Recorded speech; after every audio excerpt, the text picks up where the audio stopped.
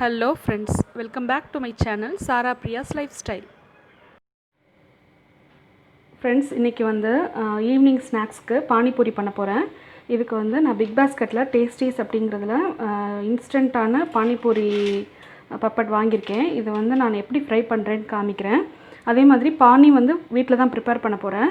அதுக்கு வந்து ஃபஸ்ட்டு காரத்துக்கு வந்து கொத்தமல்லி, அப்புறம் புதினா, 3 பச்சை மிளகாய், ஒரு துண்டு இஞ்சி, இதை வந்து ஃபஸ்ட்டு அரைச்சிக்கணும்.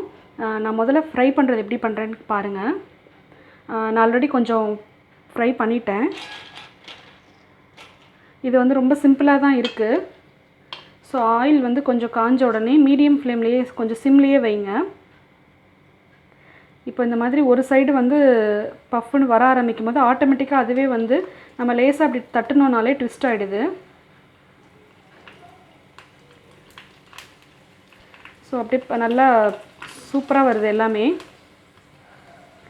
இதை வந்து ரொம்ப டார்க் ஆகிறதுக்கு முன்னாடி இப்போ தட்டுனோன்னா ஒரு மாதிரி சத்தம் கேட்கணும்.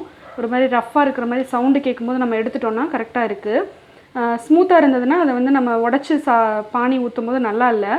ஸோ கொஞ்சம் அந்த ஒரு மொறுமொறுப்பு வந்த உடனே கிறிஸ்பாக ஆனதை உடனே எடுத்துட வேண்டியதுதான். ஸோ லைட்டாக கோல்டன் ப்ரௌன் வர வரைக்கும் அப்படியே வைக்கிறேன். அடுப்பு வந்து மீடியமுக்கும் கொஞ்சம் கீழே சிம்லேயே வைக்கணும். ஃபுல் சிம்மில் வச்சிட்டிங்கன்னா ஆயில் ஹீட்டு வந்து குறைஞ்சிடுது. அதனால தான். அவ்வளோதான், பாருங்கள், ரொம்ப குயிக்காகவே ரெடி ஆகிடுச்சு.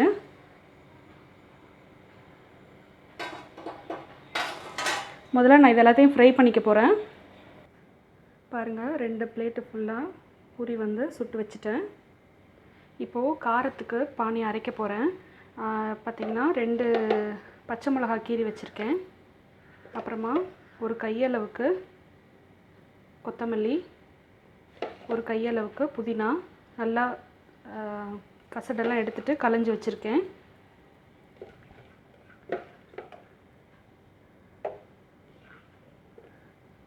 அப்புறமா ஒரு துண்டு இஞ்சி, இதை வந்து நான் பேஸ்ட் பண்ணி வச்சுருக்கேன். நீங்கள் இஞ்சி அப்படியே டைரெக்டாகவும் போடலாம். ஸோ இதை வந்து ஃபஸ்ட்டு நல்லா தண்ணி விட்டு அரைச்சிக்க போகிறேன். இப்போது நல்லா ஃபைன் பேஸ்ட்டாக அரைச்சிட்டேன். இதை வந்து நான் ஒரு பவுலில் சேர்த்துக்கிறேன்.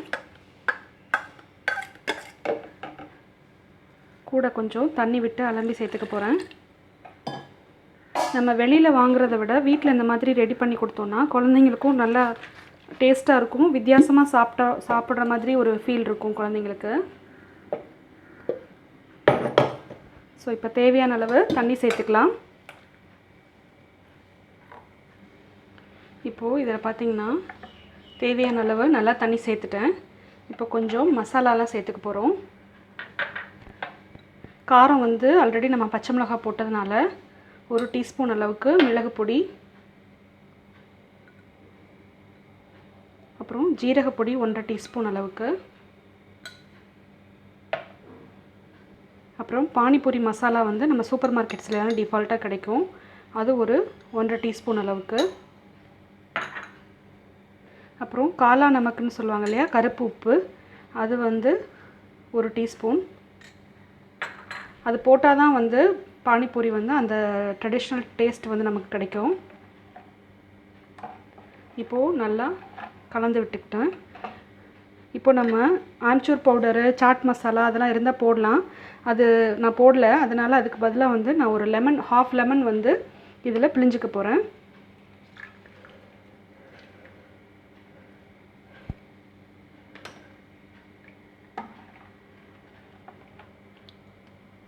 அப்புறமா தேவையான அளவு சால்ட்டு. இப்போது ஸ்வீட் சட்னி ரெடி பண்ண போகிறேன். அதுக்கு வந்து ஒரு பெரிய எலுமிச்சம்பழம் சைஸ் புளி வந்து கரைச்சி பல்ப் எடுத்திருக்கேன். அந்த புளி தண்ணி வந்து ஃபுல்லாக கம்ப்ளீட்டாக வடித்து சேர்த்துருக்கேன். நல்லா இது கொதிக்கட்டும். இது கூட ஒரு 5-6 பேரிச்சம்பழம் வந்து கொட்டையெல்லாம் எடுத்துகிட்டு வச்சுருக்கேன். அந்த புளி தண்ணியில் போட்டு இது நல்லா கொதிக்கட்டும். புளித்தண்ணியும் பேரிச்சம்பழமும் நல்லா கொதிச்சிட்ருக்கு. இப்போ வந்து 1 கிளாஸ் அளவுக்கு வெல்லத்தை வந்து நல்லா கரைச்சி வடிகட்டி வச்சுருக்கேன். அதையும் நான் சேர்த்துக்கிறேன். ஸோ இது எல்லாமே நல்லா கலந்து கொதிக்கட்டும். இப்போது ஸ்வீட் சட்னி வந்து கொதிச்சிட்ருக்கு. இப்போது அதுக்குள்ளே வைக்கிற ஸ்டஃபிங் மசாலா ரெடி பண்ண போகிறேன். நான் வந்து கருப்பு கொண்டக்கடலை போடல, வெள்ளை கொண்டக்கடலை போட்டிருக்கேன். அதை வந்து ப்ரெஷர் குக்கரில் அதை ஏற்கனவே நான் சோக் பண்ணி வச்சுருந்தேன் காலையிலேயே. அதை வந்து ப்ரெஷர் குக்கரில் வச்சு ஒரு 2 விசில் விட்டு எடுத்தேன். இப்போது இது கூட நான் வந்து 2 உருளைக்கிழங்கு வந்து வேக வச்சு மேஷ் பண்ணி வச்சுருக்கேன். அதையும் நான் சேர்த்துக்க போகிறேன். அதுக்கப்புறமா இது எல்லாத்தையும் ஒன்றா கலந்துக்கணும். இப்போது இதை நல்லா கலந்துட்டேன். இப்போ இது கூட ஃபைனாக ஒரு ஆனியன் வந்து சாப் பண்ணி வச்சுருக்கேன், அதையும் நான் சேர்த்துக்கிறேன். குழந்தைங்க வந்து விரும்ப மாட்டாங்க அப்படின்னு நினச்சிங்கன்னா ஆனியன் வந்து ஸ்கிப் பண்ணிவிடுங்க. இந்த மாதிரி ஃபைனாக சாப் பண்ணி போட்டிங்கன்னா அது கூட அவங்களுக்கு கொஞ்சம் டேஸ்ட் கொடுக்கும். ஸோ இதையும் நல்லா கலந்துக்கலாம். ஸோ இப்போ இதுலேயும் பொடி வகையெல்லாம் சேர்த்துக்க போகிறேன். பெப்பர் பவுடர் வந்து 1.5 டீஸ்பூன், ஜீரகத்தூள் வந்து 1.5 டீஸ்பூன், இதுலேயும் வந்து பிளாக் சால்ட் வந்து 1 டீஸ்பூன் அளவுக்கு போடுறேன். அப்புறமா பானிபூரி மசாலா இதுலேயும் 1 டீஸ்பூன் போடுறேன். அப்புறமா லெமன் வந்து ஒரு லெமன் வந்து பிழிஞ்சு விட்டுக்கிறேன். அப்புறமா காரத்துக்கு கொஞ்சமாக மிளகாய்த்தூள் சேர்த்துக்கிறேன். இது வந்து காஷ்மீரி ரெட் சில்லி போடுறேன், காரம் கொஞ்சம் கம்மியாக இருக்கிற மாதிரி இருக்கும். அப்புறம் உப்பு வந்து தேவையான அளவு. அப்புறமா கொத்தமல்லி தழை வந்து கொஞ்சம் ஃபைனாக கட் பண்ணி போடுறேன்.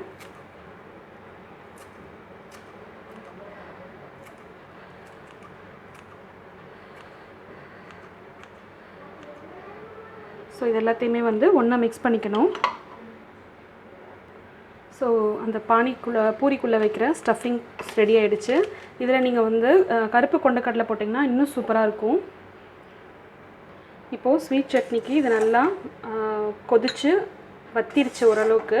இதை வந்து நான் அப்படியே மிக்சியில் அடிச்சுக்க போகிறேன். இப்போது ஸ்வீட் சட்னி அரைச்சி எடுத்துட்டேன்.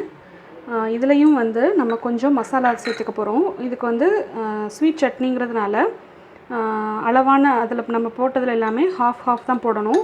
ஸோ 1/2 ஸ்பூன் பானிபூரி மசாலா, இதுக்கும் வந்து பிளாக் சால்ட் வந்து 1/2 டீஸ்பூன், அப்புறமா கொஞ்சமாக உப்பு சேர்த்துக்கணும். உப்பு ஏன் சேர்த்துக்கிறோன்னா நம்ம அப்போ தான் அந்த ஸ்வீட்னஸை வந்து ஹைலைட் பண்ணி காமிக்கும், அதுக்காக தான். ஸோ எல்லாமே கலந்து எடுத்தாச்சு. நான் பேரிச்சம்பழத்தை வந்து தனியாக அரைச்சி வடிகட்டிலாம் போடல, நான் அப்படியே டைரெக்டாக தான் போட்டிருக்கேன். இப்போது ஃபைனல் டச்சாக மேலே வந்து கொஞ்சம் காரப்பொரி வந்து தூவுறேன். இதை வந்து வீட்டில் ப்ரிப்பேர் பண்ணதில்லை.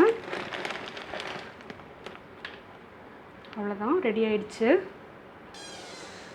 இப்போது சுவையான பானிபூரி மசாலா ரெடி ஆயிடுச்சு. இது வந்து ஸ்டஃபிங், இது வந்து காரத்துக்கான பானி, இது வந்து ஸ்வீட் பானி. பூரியும் பொரிச்சு வச்சுட்டேன். ஸோ பாருங்கள், இந்த மாதிரி அந்த பாலை வந்து பிரேக் பண்ணிவிட்டு உள்ளே வந்து இந்த ஸ்டஃபிங் வச்சுட்டு அப்படியே டிப் பண்ணி எடுத்து சாப்பிட்லாம். செம்ம டேஸ்ட்டாக இருக்குது. ஸோ அப்படியே ட்ரெடிஷ்னலாக நம்ம கடையில் சாப்பிட்ற மாதிரியே இருக்குது. இது வந்து என்னோடய ஃபஸ்ட்டு ட்ரை தான், எனக்கு ரொம்ப பிடிச்சிருந்தது. ஸோ அதனால் இதை உங்கள் கூட நான் ஷேர் பண்ணிக்கிறேன். இந்த வீடியோ உங்களுக்கு ரொம்ப பிடிச்சிருக்கும்னு நம்புகிறேன். பிடிச்சிருந்ததுன்னா லைக் பண்ணி கமெண்ட் பண்ணுங்கள், உங்கள் ஃப்ரெண்ட்ஸ் அண்ட் ஃபேமிலி கூட ஷேர் பண்ணுங்கள். மறக்காமல் சேனலை சப்ஸ்கிரைப் பண்ணுங்கள். Thank you friends.